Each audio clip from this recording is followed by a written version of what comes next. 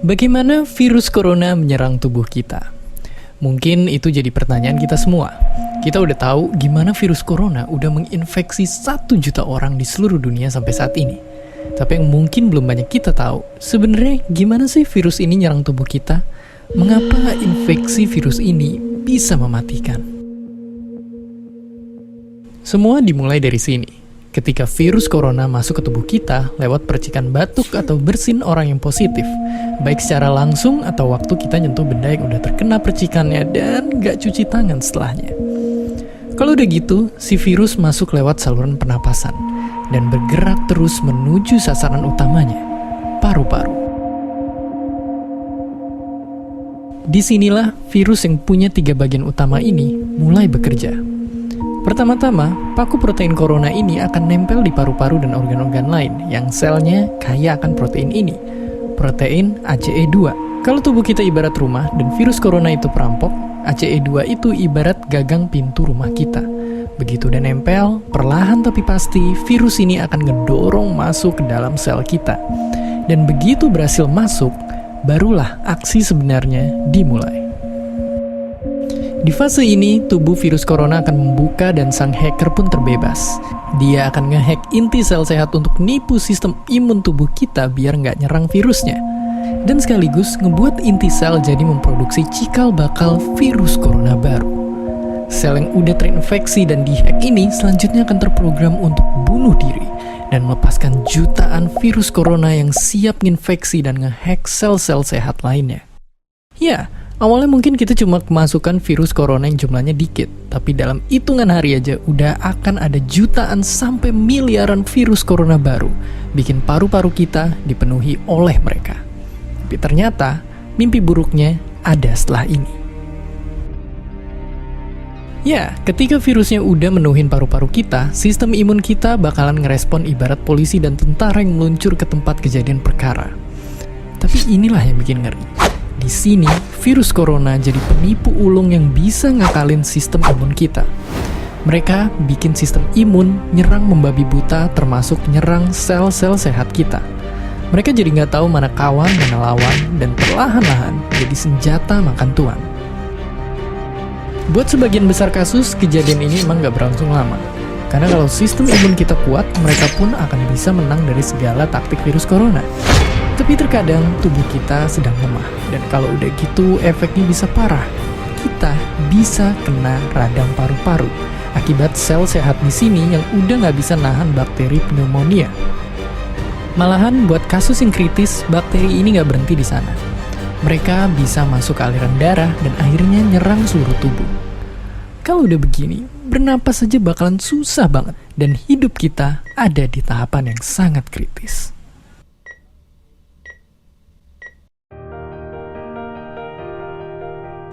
Ya, mungkin dengar fakta-fakta barusan bikin kita takut dan khawatir. Tapi ingat, kita pun punya cara buat memperkuat daya tahan tubuh kita. Makan makanan bergizi. Ya, bukan lagi sekedar 4 sehat 5 sempurna, tapi ikutilah pedoman gizi seimbang yang bisa ningkatin imun tubuh kita. Virus corona bisa parah kalau kita emang sakit. Tapi kalau tubuh kita sehat, kita punya harapan untuk bertahan. Pada awal bulan Juni 2021, jumlah kasus COVID yang selama ini menurun tiba-tiba melonjak lagi. Penyebab kenaikan ini adalah karena sekarang kita tidak hanya melawan satu jenis virus corona saja. Virus corona telah bermutasi. Tapi apa yang membedakan varian-varian ini dari virus corona yang pertama kita temui? Dari mana mereka datang? Dan yang terpenting, apakah vaksin yang kita miliki efektif untuk melawannya? Untuk menjawab semua pertanyaan tersebut, mari kita simak dalam video ini. Ada baiknya kita mengetahui terlebih dahulu dari mana datangnya varian-varian ini. Semua virus, pada dasarnya, memiliki satu tujuan, yaitu memperbanyak dirinya sendiri. Virus dapat memperbanyak dirinya sendiri dengan menginfeksi dan menggunakan sel tubuh makhluk hidup lain untuk berlipat ganda. Anggap saja sel-sel ini sebagai mesin fotokopi. Tidak semua hasil yang keluar akan sama persis dengan yang original. Terkadang, ada sedikit saja perbedaan yang timbul secara tidak sengaja. Hal yang sama terjadi pada virus, yakni ketika dirinya berlipat ganda, terdapat kemungkinan terjadi perubahan pada virus tersebut. Perubahan yang dimaksud adalah perubahan terhadap kode genetik yang ada di dalamnya. Kode genetik ini mengatur cara kerja virus. Setiap perubahan terhadap kode genetik merubah cara kerja virus. Perubahan inilah yang disebut sebagai mutasi, dan virus yang mengalami mutasi dikenal sebagai varian. Sebenarnya, mutasi bukanlah sesuatu yang menguntungkan bagi virus, karena kebanyakan mutasi justru menghasilkan virus yang lebih lemah dari virus awal. Sejak pandemi dimulai, telah ditemukan sekitar 4.000 varian COVID yang hampir semuanya lebih lemah dari virus awal. Varian-varian lemah ini tidak bertahan lama. Namun, terdapat juga kemungkinan di mana mutasi justru menghasilkan virus yang lebih kuat, lebih mudah menyebar, dan lebih mematikan. WHO mengklasifikasikan varian-varian tersebut ke dalam 2 golongan, yang diurutkan berdasarkan tingkat bahayanya.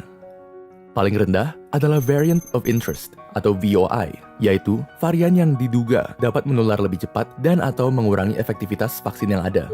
Satu tingkat di atasnya, ada variant of concern atau VOC, yakni varian yang sudah dipastikan lebih berbahaya dari virus awal.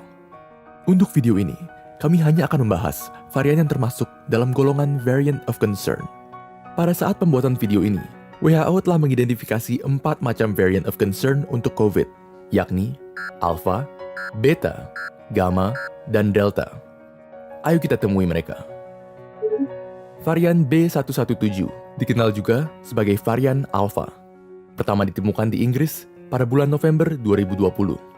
Berbeda dengan virus corona biasa, varian ini memiliki mutasi N501Y yang meningkatkan efektivitas penularannya sekitar 50% dibandingkan dengan virus corona jenis awal. Tetapi kabar baiknya, penelitian menunjukkan bahwa varian ini tidak mempengaruhi efektivitas vaksin yang ada secara signifikan. Varian B1351 dikenal juga sebagai varian Beta. Pertama ditemukan di Afrika Selatan pada bulan Oktober 2020. Berkat mutasi E484K yang dimilikinya, varian ini tidak memiliki kelemahan dari varian Alpha, yakni dirinya lebih efektif untuk menghindari perlindungan yang diberikan oleh sistem imun tubuh alami maupun vaksin. Penelitian di Afrika Selatan juga menunjukkan adanya kenaikan resiko kematian akibat varian Beta. Namun, masih perlu penelitian lebih lanjut untuk memastikan. Varian P1 dikenal juga sebagai varian Gamma. Pertama ditemukan di Brazil pada bulan Desember 2020. Varian ini seperti saudara kembar dari varian Beta karena memiliki beberapa mutasi yang sama dengan Beta, namun tidak memiliki resiko penularan setinggi Alpha. Kelebihan Gamma tampaknya adalah menghindari perlindungan yang diberi sistem imun alami, sehingga lebih efektif menginfeksi ulang orang-orang yang sebelumnya sudah terkena COVID. Dan yang terakhir, varian yang kini paling dominan di antara semua varian yang ada, varian B16172. Dikenal juga sebagai varian Delta. Pertama ditemukan di India pada bulan Desember 2020. Kalian ingatkan tadi kita bilang bahwa varian Alpha memiliki tingkat penularan 50% lebih tinggi dibandingkan COVID jenis awal? Nah, tingkat penularan Delta justru 50% lebih tinggi daripada Alpha, membuatnya 2 kali lipat lebih mudah menyebar dibandingkan COVID jenis awal. Tidak hanya itu, tingkat efektivitas vaksin ketika menghadapi varian Delta juga berkurang apabila dibandingkan dengan varian Alpha, sebesar 88% dengan Pfizer dan 67% dengan AstraZeneca. Sebuah penelitian bahkan menemukan bahwa orang yang terinfeksi varian Delta 2 kali lebih mungkin memerlukan perawatan di rumah sakit dibandingkan yang terinfeksi varian Alpha. Oke, setelah mendengar semua itu, mungkin kalian bertanya, jadi apakah aku masih perlu divaksin? Iya, jawabannya iya, tanpa perlu diragukan lagi. Apabila kamu dapat kesempatan divaksin, langsung ambil. Karena meskipun vaksin tidak memberimu kekebalan total terhadap varian-varian COVID yang ada, kekebalan yang diberikan tetap jauh lebih tinggi dibandingkan tidak menggunakan vaksin sama sekali. Dan jika kamu terkena pun, kemungkinan timbulnya gejala berat turun drastis. Sebaliknya, jika kamu menolak untuk divaksin, kamu hanya akan membuka kesempatan untuk varian-varian baru yang lebih ganas untuk muncul. Jadi, jika kamu tidak ingin menjadi pabrik untuk varian-varian baru yang hanya akan memperpanjang pandemi lagi dan lagi, buruan divaksin. Semakin lama pandemi ini berlangsung, semakin banyak pula varian COVID yang bermunculan. Dan walaupun tidak semua varian yang muncul akan bertahan lama, hanya perlu satu untuk membuat situasi kacau ini menjadi semakin kacau. Tentunya, faktor-faktor yang mempengaruhi pengendalian pandemi ini berada di luar kendali kita. Tidak semua orang punya privilege untuk kerja dari rumah, atau mendapatkan vaksin, atau menghindari kontak sepenuhnya dengan dunia luar.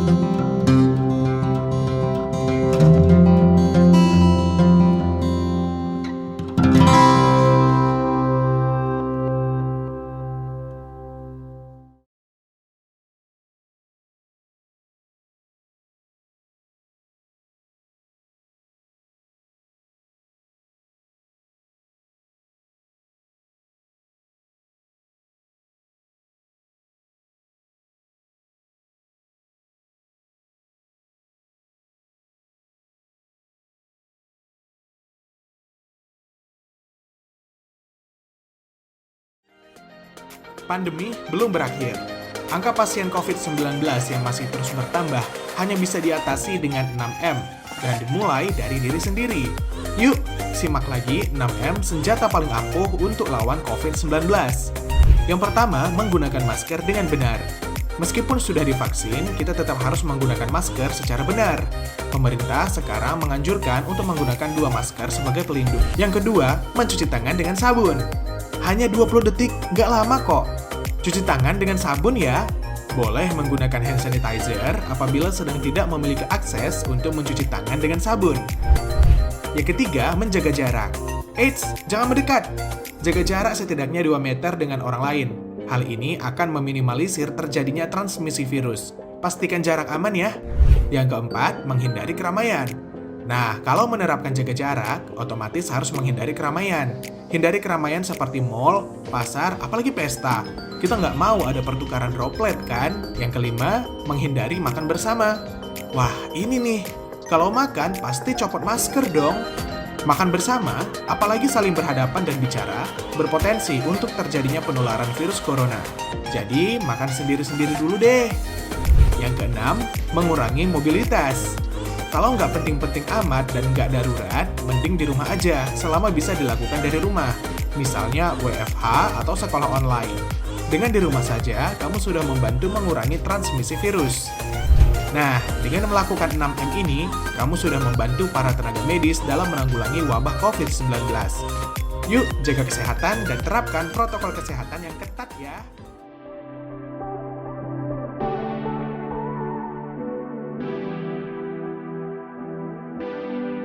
어딘지 모를 꿈결 속에서 행복한 날도 본 것 같았어. 다가올 내일은 불안한 표정이지만 쉽게 나를 놓을 순 없네.